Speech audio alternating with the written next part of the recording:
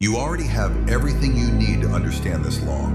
You've seen it happen to you. Someone gave you a choice, two options, both theirs, and you walked away thinking you made the decision. That feeling of control, that was the gift they gave you. And the power, that stayed with them. This is Law 31. Control the options. Get others to play with the cards you deal. Here's the truth that most people never see. The most powerful person in any room is rarely the one talking the loudest. It's the one who quietly decided what the conversation would be about before anyone sat down. Real power isn't forcing a result. Real power is building a table where every seat leads somewhere you've already chosen. Think about Princess Diana. She lived inside one of the most controlled institutions in the world, the British royal family. She had almost no official power, no title of command, no army of advisors. But Diana understood something the palace did not. Narrative is a choice, and whoever tells the story holds the cards. She gave interviews. She showed vulnerability on her own terms. She controlled what the public saw, what they felt, and what they believed. The palace tried to silence her, but she had already dealt the deck. The world had already chosen her card. She didn't fight the system with force. She controlled the options the public was given, and the public chose her every single time. That's what this law is really about. You don't need to overpower anyone. You need to arrange the choices so that whatever they pick, it serves your purpose. Jay-Z understood this at a level most artists never reach. When he built Rock Nation, he wasn't just making music.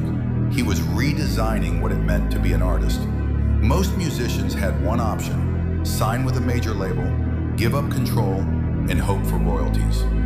Jay-Z changed the table.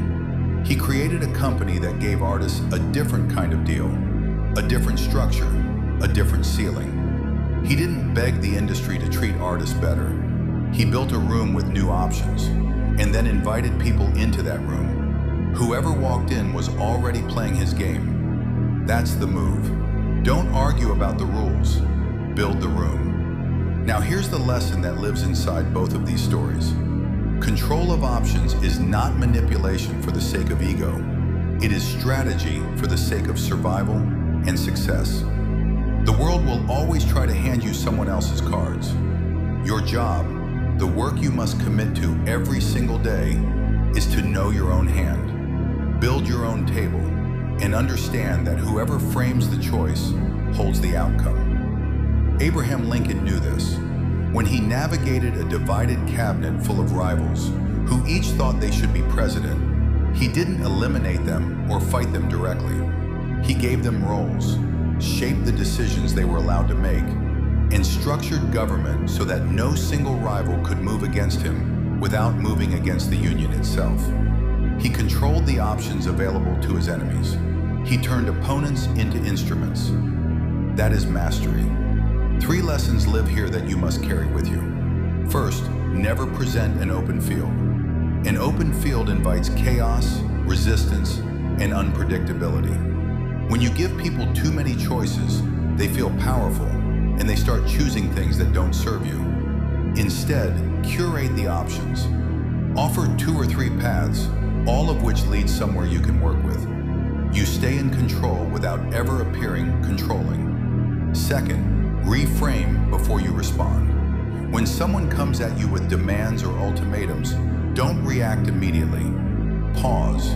Reframe. Offer them a new set of options that shifts the ground beneath the conversation. Make them feel heard while quietly redirecting the outcome. This is not deception.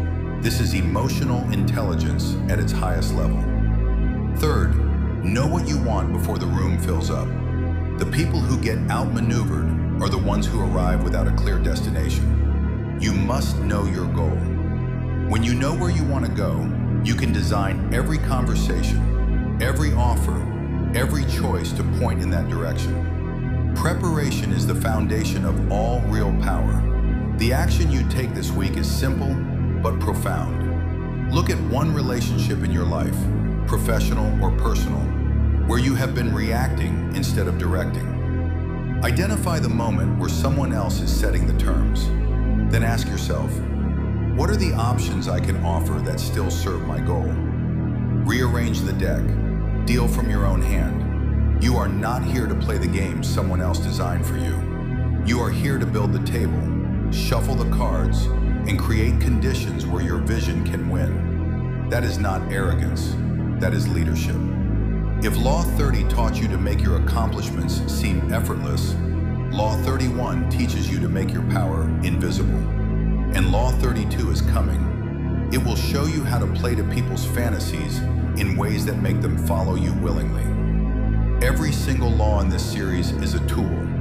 The more you understand, the more untouchable you become. This is Elite Insight Audiobooks. Keep watching. Your education is just beginning.